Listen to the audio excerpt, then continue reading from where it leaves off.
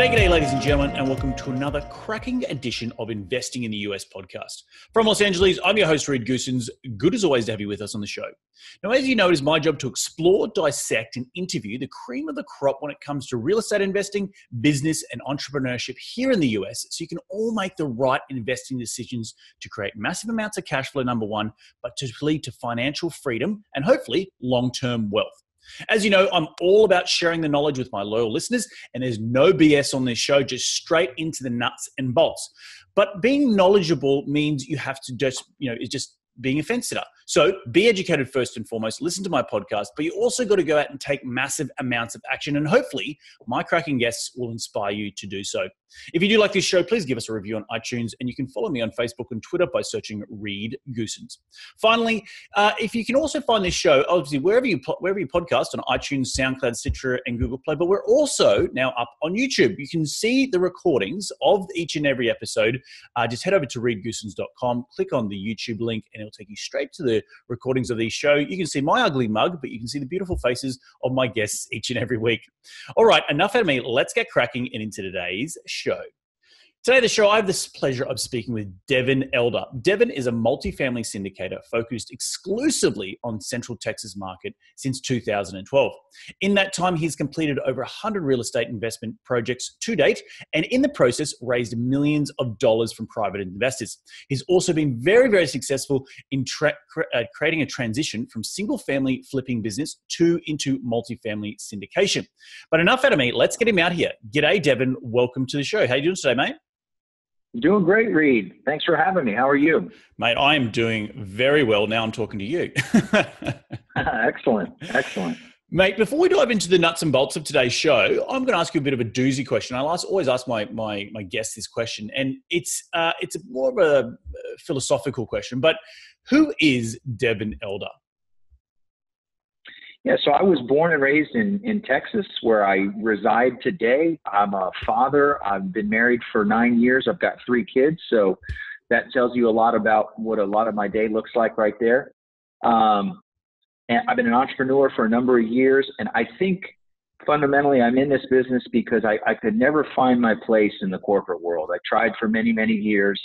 And I always felt like I was banging my head against a wall, working at different companies and always looking for something that I never found until I stepped out into entrepreneurship. Real estate just happens to be the vehicle. I think maybe I could have found entrepreneurial success and happiness in another venue or another vehicle, but it just happened to be real estate for me. So that's I think we entrepreneurs, I think we're a special kind of person. It takes a special kind of crazy to do this.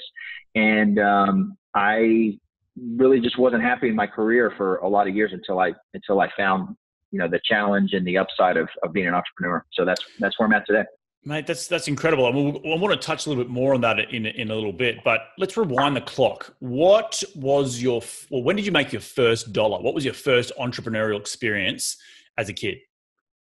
Yeah, I think it was me and a good longtime friend of mine, and we're still good friends today, trying to mow lawns in his neighborhood. And so That was kind of the first stab at it. I think it was $20 for the lawn at the time. And, we'd go up there and knock on doors and use his dad's lawnmower. And I think that was the first entrepreneurial dollar earned there. I love it, mate. I think that's incredible. I take it in the summers, right? Or all year round in Texas. Yeah, that's right. Summers in Texas, yep. So, mate, let's walk through your journey. You said that you had a career prior to real estate investing. Let's talk a little bit about that. What did you do? And then what was that moment where you said, I need to get out of this. I need to do something more with my life? Yeah, so I've been in technology and the cloud computing space for a lot of years. And so I held some sales and management roles in a couple of companies in that space. And I think it started out good enough. And I've been working since I was 16, whether it was bussing tables or bartending or, I've always had jobs. I've always had multiple jobs. So I've always worked hard. But in the corporate world, the name of the game is just to try and get a promotion and make more money. And every time I did that, I found myself with less time and more stress. And so inherently, I kind of started to realize that didn't scale very well. And I also, in the corporate world, I never had any heroes in the corporate world. I never had anybody that I looked at and said, I really want to be that guy in 10 years. Because the guys that were making good money were just crazy stressed out, no free time. At the same time, I've got an older brother who's an entrepreneur who's exploring these different concepts of having free time, and it was just very appealing to me. The big turning point for me was getting let go from a management position that I had through a corporate restructure, and that was a big wake-up call. And I was acting as if that was something that only happened to other people. Of course, plenty of people have been laid off, and it happens all the time. But in my mind, I was kind of invincible to that kind of an event. So that was a big wake-up call for me. And thankfully, at the time, I had just started investing in single-family real estate, and I made the decision right then and there that this is going to be my new career. And it took a couple of years of doing the investing and the corporate job in parallel before I was able to move to full-time. But it's very cliche, but I would say getting let go from that job where I was really pouring my heart and soul into was the turning point for me. Looking back, I'm extremely glad that happened, because I've got a lot of friends, and you probably do too, who are very comfortable in their corporate career where they make a great salary and they've got health insurance, and they couldn't ever imagine leaving that, especially when they've attained a certain lifestyle or they've got a family to support. And I think making that jump from corporate world to being a full-time entrepreneur gets more difficult the more money you make in the corporate world. It gets harder and harder to replace your income. So I was fortunate, I think, to have a wake-up call early enough in my life that I was felt like I had to make that transition. That's incredible, because that is exactly what people, it's that wake-up call. It's that moment of like, okay, holy crap, my income is essentially now gone. What am I going to do? I'm now relying upon this job. And I think it sounds like you got some real clarity around what it meant to earn money, right? You said, okay, I'm not just going to be relying upon this job for the next 20 or 40 years of my life, because I may not have one, right? And a lot of people get into that cycle of, oh, I'm just going to keep going, and I'm 9 to 5 and blah, blah, blah. And they get very focused with the blinkers on about not looking at there's an outside world. So well done to you, taking first and foremost that step. I could imagine it was a pretty scary process and mentally to go through to oh no, I'm not going to have my 6-figure job anymore with my healthcare for my kids. And, so talk to me a little bit about that step and how you overcame it to try and, and become who you are today. Yeah, that's a great point. It was definitely, I think, the most terrifying thing I've ever done.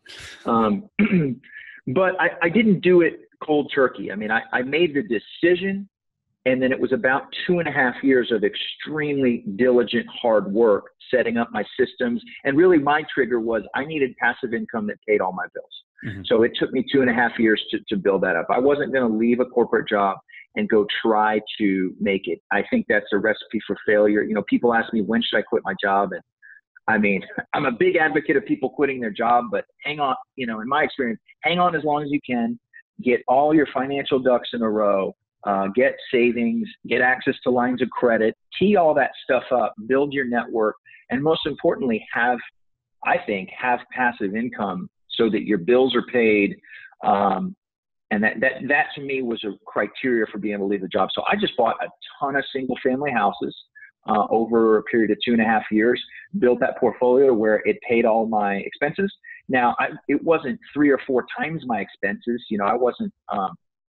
I wasn't at that level at that point, but it was enough for me to say, I remember very clearly thinking in this really dull corporate job I had where I was literally sitting in a cubicle. I promised myself it would be the last corporate job I had.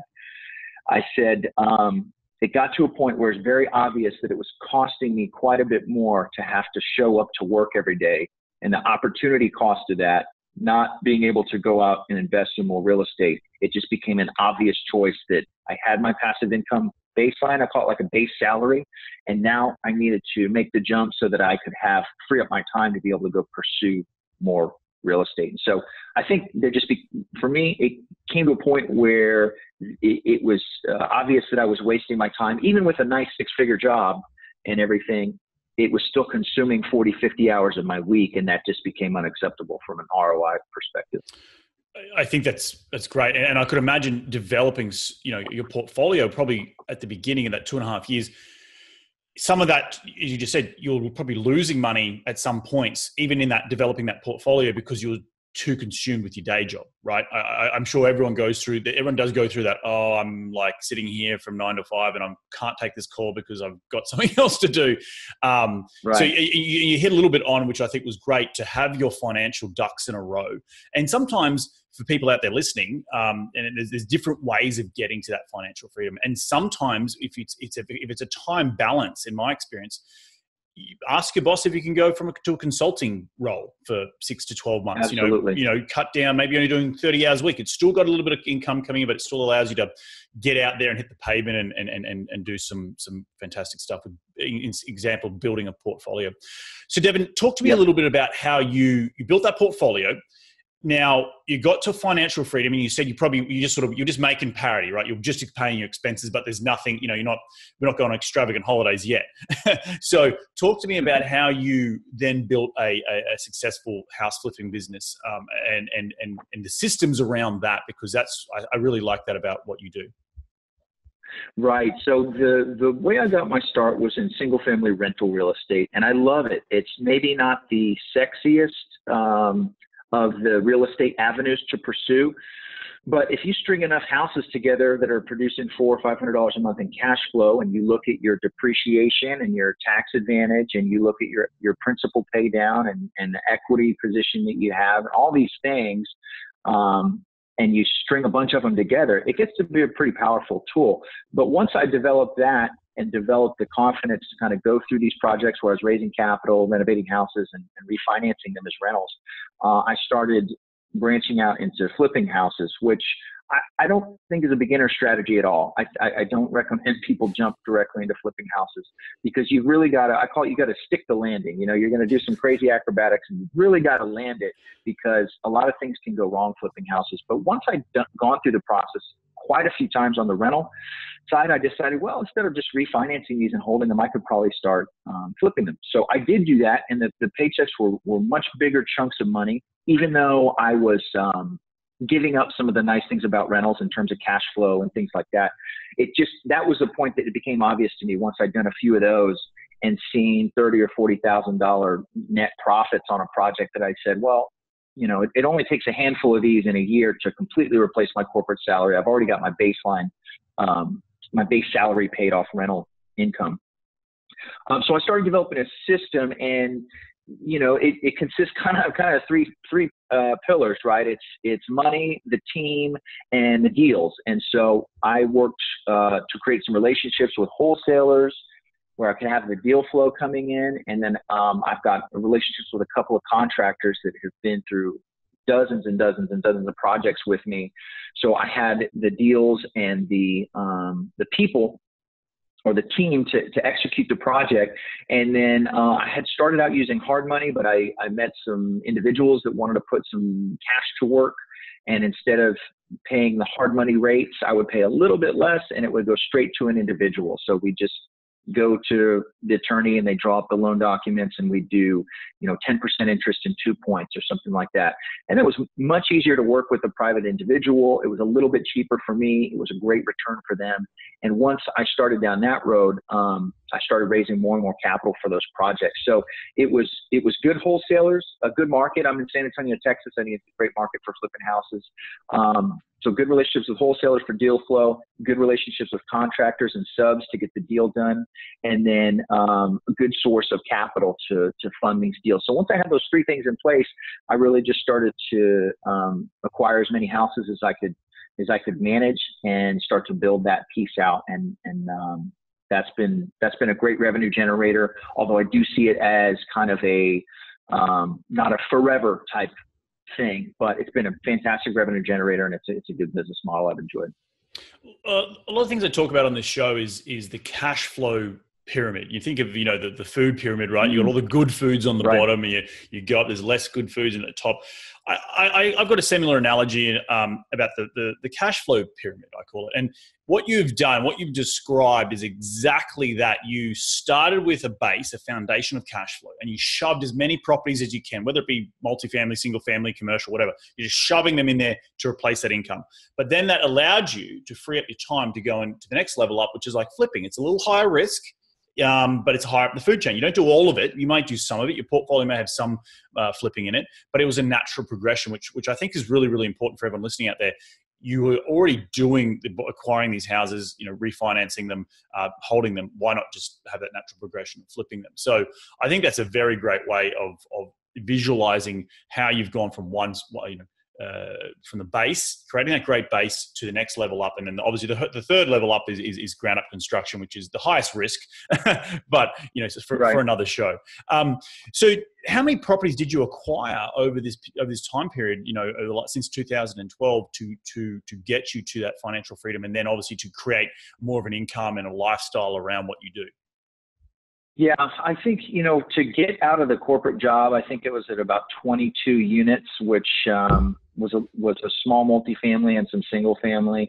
And that was at a point where I felt good, replacing my six-figure income off of that income. And then the flips, I mean, I have to go to my spreadsheet.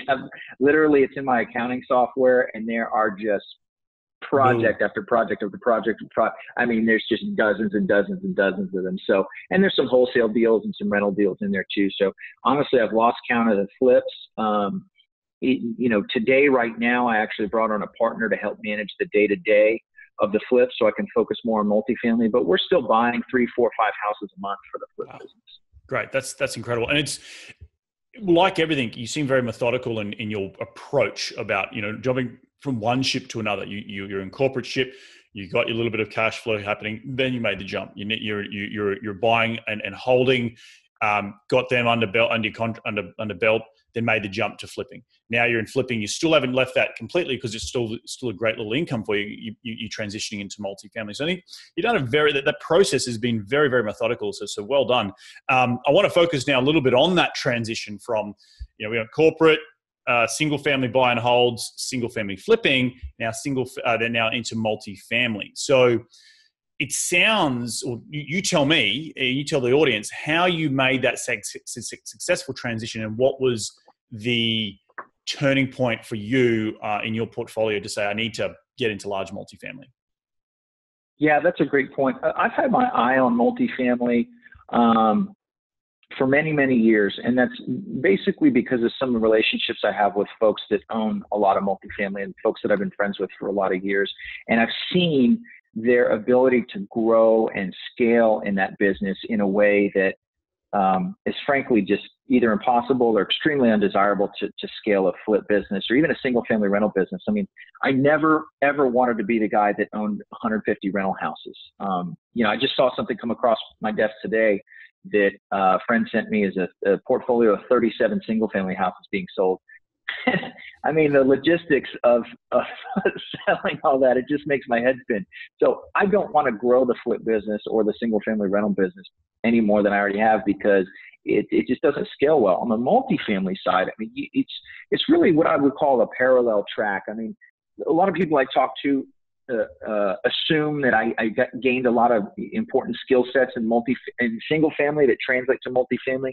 And there is some stuff that translates, but I think of them really as two completely different tracks. I mean, there's a completely different nomenclature. There's a different, they're evaluated differently. There's different players involved. It's a much different game. So even though they're both rental real estate, I think of them completely differently. But to answer your question, it was because I'd seen other people go before me, and I'd seen the kind of returns that they were producing.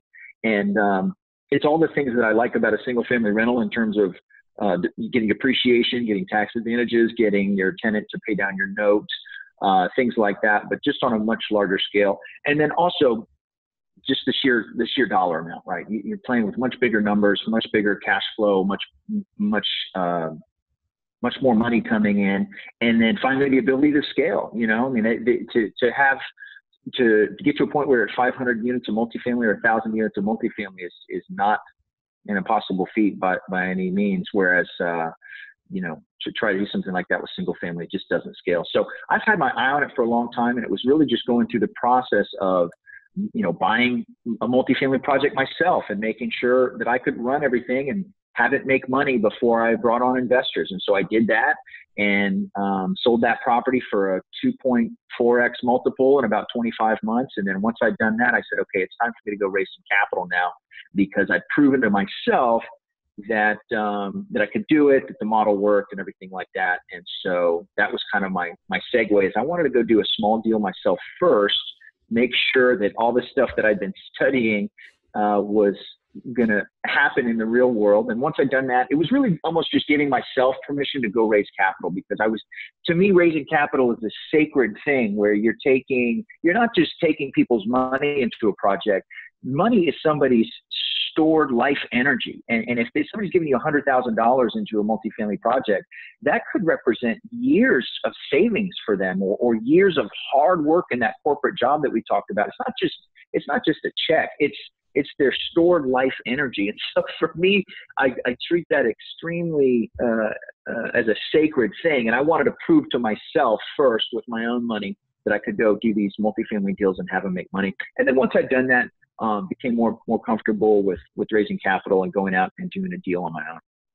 That's really, it's a great point you bring up, because in my mind, I think it sounded like you were already doing it a little bit on the flipping business. And I'm sure Right. Just from a mental point of view, you had to say, okay, I got to go do this deal by myself to prove it. But I'm sure when you did your first flip, you had to sort of prove it yourself as well, right? Before you brought on investors, because it's the same thing. It's like, well, hang on, this flip at 10%, even though they're in first position, they could take back the property if it went south. But it could also, a number of other things could happen. A tornado could take it down, and their money is Right. still at risk. So I'm sure there was a mental pressure on you back then, like there was or is now when you're in multifamily. Would that be correct? Yeah, that's absolutely right. I mean, there's risks involved with anything. You mitigate it in a lot of ways. You mitigate it by conservative underwriting, solid insurance, and there's lots of other ways to mitigate it. But really, it was just a process of going through and doing it, because I tend to think of things that, you got this coin, and on one side is your education side, and your other side is massive action. You have to have both. You can't go take massive action without an education foundation. That'll be a recipe for disaster. But then you see a lot of people, and I'm sure you know a lot of people that are highly educated, and they've read all the books and listened to all the podcasts, and they don't own any real estate. So you got to do both. And I think for me, I've always wanted to prove the model to myself first. Mm-hmm. And, these days I don't think anything about asking somebody for $150,000 for 6 months to flip a house. I mean, it's like, it's just second nature. So, but that's come through experience and through repetition and through having these projects be successful. Yep. No, and again, it's repetition, right? So the more multifamily you do, it's not going to be as the dollar figure of the check is now irrelevant, right? So it becomes, whether it's $100,000 or $500,000 or $1 million check, it's all relative to the size of the deal you're doing. Talk to me about that first deal that you did, the 2x multiplier in 25 months. That sounds incredible. What was it? Just quickly go through high level numbers so we can, the audience can get an understanding of that transition. And how did you find it?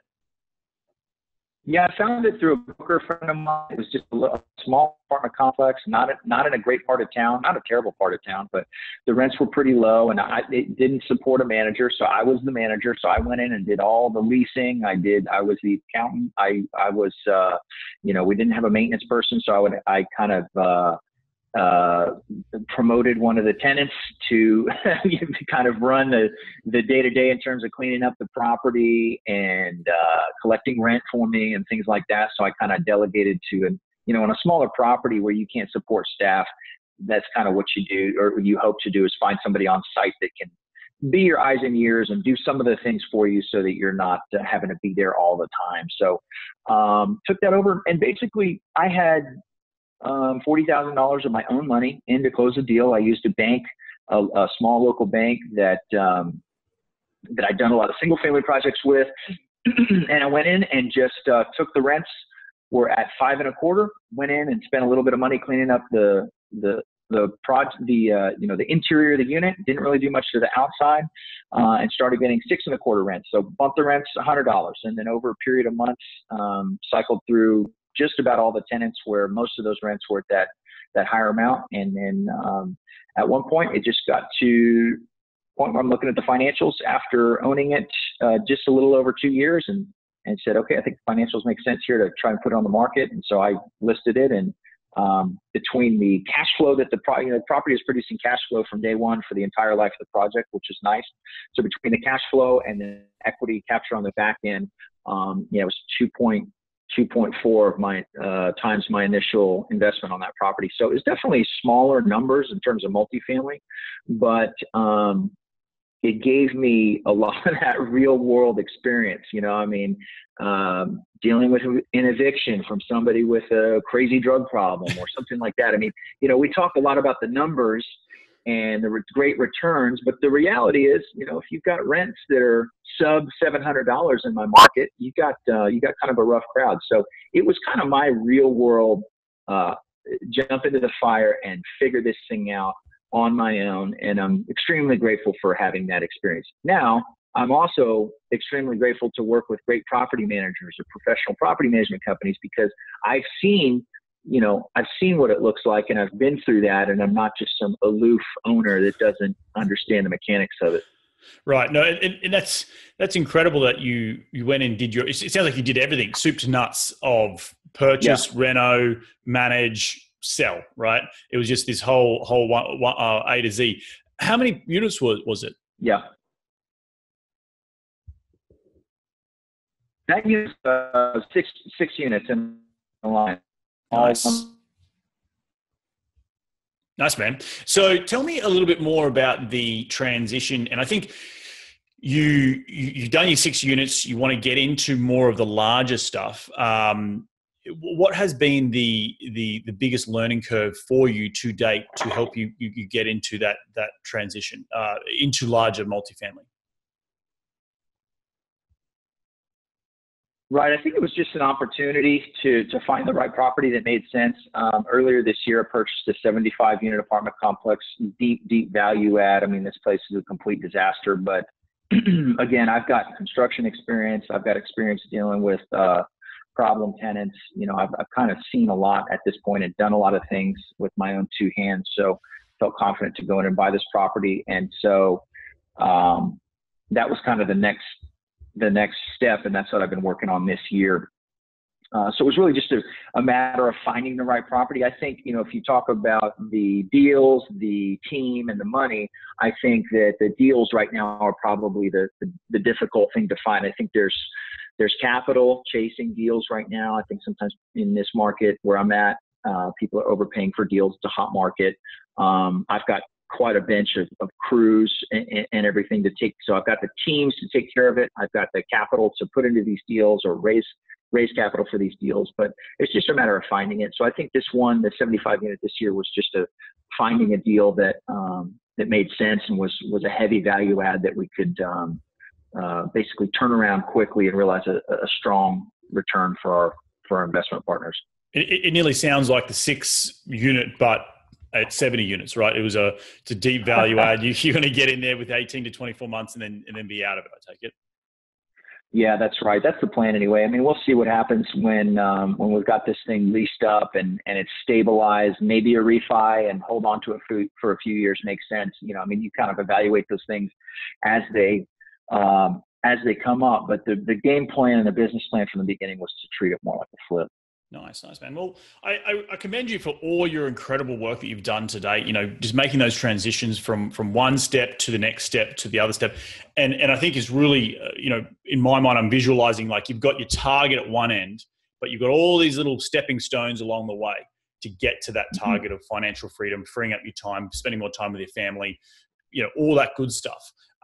But you've methodically gone from one step to another, and slowly built towards this goal here. And did you set out at the beginning to have it done in a certain amount of time frame, or was it just naturally as it came about and it organically occurred? Yeah, I've had targets. I mean, I had a net worth target to hit. By the time I was 40, I'm 39, and I've hit that target. I feel really good about that. Boom. And that's been through real estate. I mean, it's 100% been through real estate. So there was that, and then I've also got a target to own 1,000 units of multifamily. But really, so I think goals and targets are helpful, but I think people spend way too much time on them. I think a target is a great way to set the course. So I say, okay, 1,000 units of multifamily or this much net worth. Okay, that's the target. Now we can forget about it and focus on what is the system that's going to deliver that. And so that's what I've done with my rental business, my flip business, my multifamily business. Forget about the goal. What's the system? And it's like a weight loss goal, right? Somebody's overweight and they want to lose 40 pounds.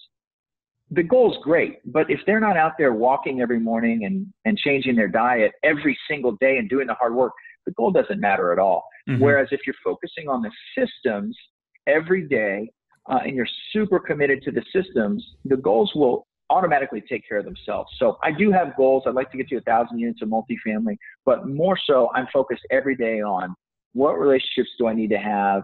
What systems do I need to improve? What do I need to execute on today? What is the framework or the system that's going to automatically take me to those goals? So that's what I'm focused on now. It's systems. It's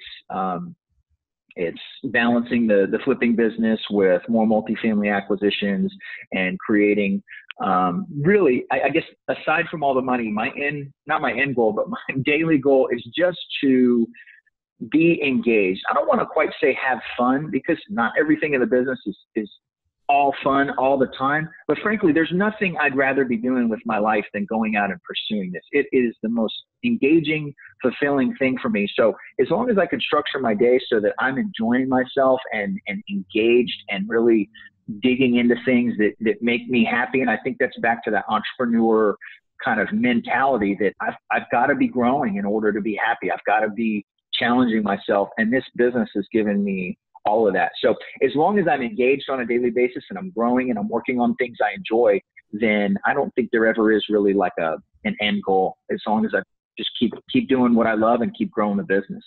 And I think that's incredible to talk about that. Systems, right? And it's systems, but it's also the daily habits, right? The daily habits of you constantly you're changing the way you do things, you go about your life. And you have that goal out there, I think a lot of people get very caught up on that goal and the time frame and the stress and the blah blah blah, and they get very chattery in their head. Your 1,000 unit goal, does it matter if you tell your grandchildren at 80 years old that their granddad got to 1,000 units at 39 or 41? Does that really matter? As long as you had a good life in between, you want to be able to understand that you still got that, you still achieved the goal, but you were methodically working on your systems to get to that goal, which is, I think, a really, really incredible piece of takeaway advice. Mate, what does the future hold for you right now? I know you said 1,000 units, but both personally and professionally, and what markets are you looking to grow your portfolio in? Yeah, so professionally, I want to continue to pursue multifamily acquisitions, raising capital, asset management. I think those will look, different on a deal by deal basis. Maybe I'm a partner in one deal. Maybe I'm the asset manager in another deal. I mean, there's a lot of ways you can structure that, and I enjoy structuring that in different ways. And I love growing, the network of people that I can help get better returns. I love meeting new people, and there's constantly new ideas coming together based off the people that I meet. So I just love being in this space with other entrepreneurs and meeting other entrepreneurs. Personal goal is just to spend the right amount of time with my kids. I went through a period after I quit my corporate job where I was at home all the time, and it was awesome. But it's also a balancing act, So spending the right amount of time with my kids, and that is, I kind of think of that encapsulate that in the phrase that every day should be a good last day. And if I were to die today when the day is over, I'm not ready to die. I mean, I feel like I've got another half of my life I really want to maximize and live. But if I were to die today, would I have been happy with the outcome? And so, whether that's taking my kids to school or spending time with them one-on-one where the phone's off and out of the picture. I want to kind of string together those good days where if it was a last day, I'm not going to have these massive regrets about not spending enough time with my family. So it's really business and family. So if I've got my family balance in place, that's a good check, and I'm happy with that. And then if I'm doing the right things with the business, those are kind of the only things I want to do. I'm going to have some things I do for enjoyment, play golf or play guitar or whatever, but they're not like huge goals. It's really just family and business for me. It's pretty simple. Nice, man. I think that's really, really important to have that balance, because success with, business success that comes at the cost of family success, that's not success, right? So there's a lot of entrepreneurs out there that we know, the Elon Musks of the world have been very successful, but they've had, personal and family issues, which I think is really, really important to it. You've got to keep a very well-rounded goal on life and have all the goals, not just in the business sense and the investing sense, but also with the family and the personal aspirations and all that sort of great stuff. Mate, what is the biggest piece of advice that someone's listening to this show, they love your story, they want to take the next step. They want to take the step from corporate into investing, or they might want to take a step from single family into multi. What's the biggest or the best piece of advice you can give to them? I think it's pretty simple, and it's to find a model. So all this stuff has been done, right? Single family, rentals, flips, multifamily. We're not creating new industries here. We're not Elon Musk building a rocket ship to Mars, right? There's no model for those things. So, he's a huge hero of mine, and it's great. And it's amazing to watch those companies, but I'm not in those companies. I'm in the business that is very old. The business models are established. So rather than try to be some innovator, I don't know why everybody thinks they've got to come up with some new idea. I think that's a completely flawed logic, especially in the space that we're in real estate. My advice is find that person that has already achieved what you want to achieve and copy them exactly. And you may have to pay this person, or you may have to bring them in as a partner on the deal. It doesn't matter. I mean, it's to partner with somebody on a deal and give away some equity in exchange for learning the ropes is one of the best deals that you can make. So I would say whatever it is you're trying to do, whether it's get into multifamily or leave your corporate job or lose a certain amount of weight or whatever it is, find somebody that's already done it and copy them. And it's not somebody that also wants to do it or that read a lot of books about it or that's thinking about doing it, because most people are in that category. It's finding that few, maybe that 1 out of 100 person that's actually done it. And that person will have a very different worldview than the person that is thinking about doing it. So find the person that's done what you want to do and copy them exactly. I love it. Love it. Love all of that. Getting and surrounding yourself with people, like-minded people, and you're going to change the way in which you go about your life. Mate, I want to thank you so much for getting on the show. But before we do wrap up the show, because I want to be conscious of your time, is I always ask my guests to give me their top 5 investing tips. You ready to get into it? Let's do it. All right, mate. What is the daily habit you practice to keep on track towards your goals? I created a spreadsheet. This is for my flip business. So I created a spreadsheet that is a 1-page view of the entire business and all the key performance indicators that I have. So I can open my laptop, look at that. Things are color coded, whether it's days on market or, note maturities or net profit or whatever the number is. And I can look at that in 10 seconds and tell the health of my business. So that's the business habit that I have, is just looking at that every day, making sure that's updated, and then taking any action that I need to course correct on anything that needs correcting. Nice stuff. I think a lot of people need to do that as small entrepreneurs. They like to look at where the business is heading each and every day. And I think as solo entrepreneurs, a lot of people do that, and it's fantastic to keep abreast of what is going on in the day to day of each and every business. Mate, who has been the most influential person in your career to date? Even though I've got a lot of real estate folks that have been so instrumental, I would still have to say it's my older brother, because he's been an entrepreneur forever. He's never had a job. And that gave me a model. I talked about models earlier. And now he was in different spaces, right? He had karate schools and, not real estate stuff. But I got to see that as a kid, and he's 5 years older than me. So I got to kind of be introduced to this idea of being an entrepreneur introduced to a lot of books and concepts that I wasn't getting anywhere else. I wasn't getting it from school. I wasn't getting it from friends. Wasn't getting it from my parents. But I did have this guy in my life that was a real deal entrepreneur, and being around that, again, we talk about proximity and being around the right people, even though, you know, it's completely different businesses. That was a huge influence on me, and he still is a big influence on me today. So that would be the number one guy. His name Devin Elder is my older brother. Nice. Well, Jesse, if you're listening, you are Devin's big and better influence on his life. So awesome stuff. Hey, mate, what is the most influential tool in your real estate business right now? Well, tech is amazing, right? I mean, it's hard to imagine doing this business 20 years ago. I just can't even imagine if I couldn't text a contractor or a broker, you know, or whatever it is. But I would say the biggest tool for me is Google Docs. I mean, that platform is just tremendous. And the way that I can create spreadsheets, link them all together, have stuff populate off one spreadsheet from another spreadsheet, share parts of it with my team members. I mean, it's just a phenomenal tool for running the business, and I rely on it heavily. And to have everything, you know, I have a no paper rule in my office. So as soon as paper comes in, if it's a receipt or it's some kind of document scanned, you know, it's scanned, it's titled correctly, and it's put in a Google Docs. And if I need it 3.5 years from now, I can show it to you in 10 seconds. And right.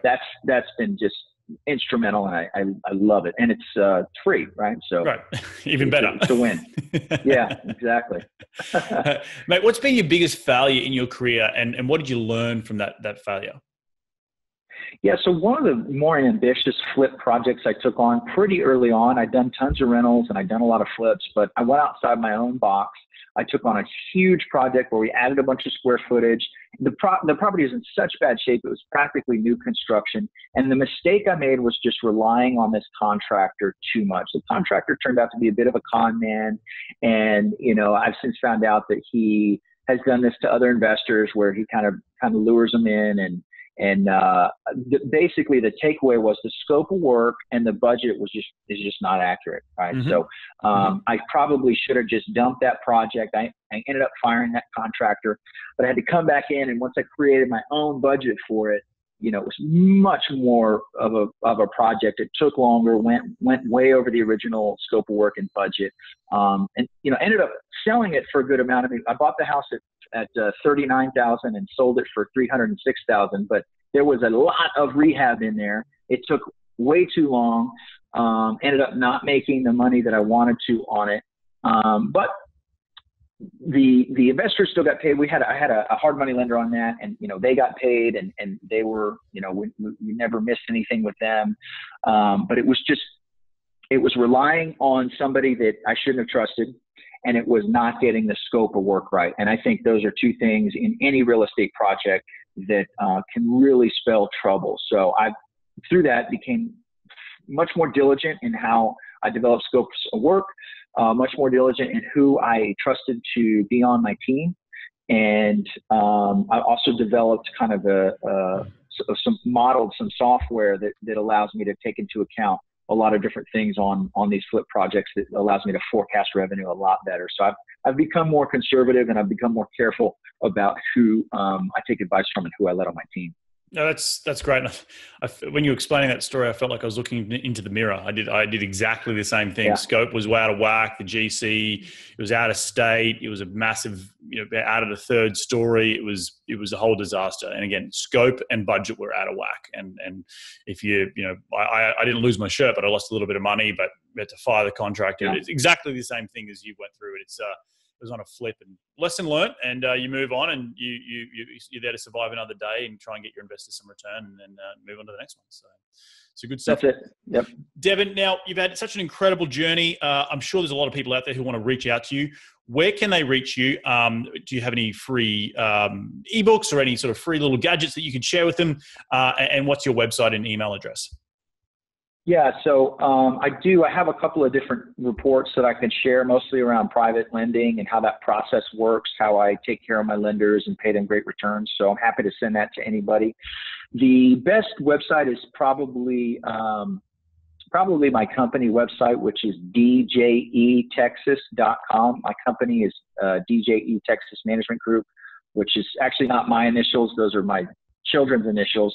I don't have a middle J in my name, but if you go to DJE Texas, you'll see my company and you'll have an opportunity to contact me. My contact information is on there as well, but if anybody wants to send me an email, it's devin.elder.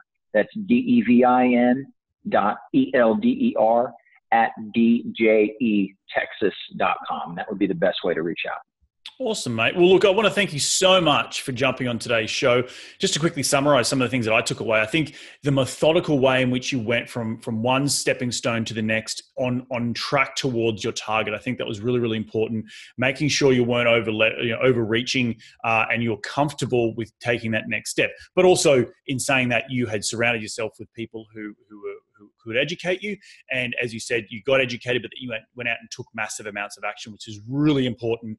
But you did it in a methodical way, which helped you grow from single family cash flowing investor to now a multi-family syndicator, which is freaking fantastic in my mind. And I also want to talk a little bit about the systems in which you set up and how the advice that you gave to people that if you're going to go out and do this, well, you have to change the way you do your systems each and every day. Get up and do something different towards that goal each and every day. Did I leave anything out?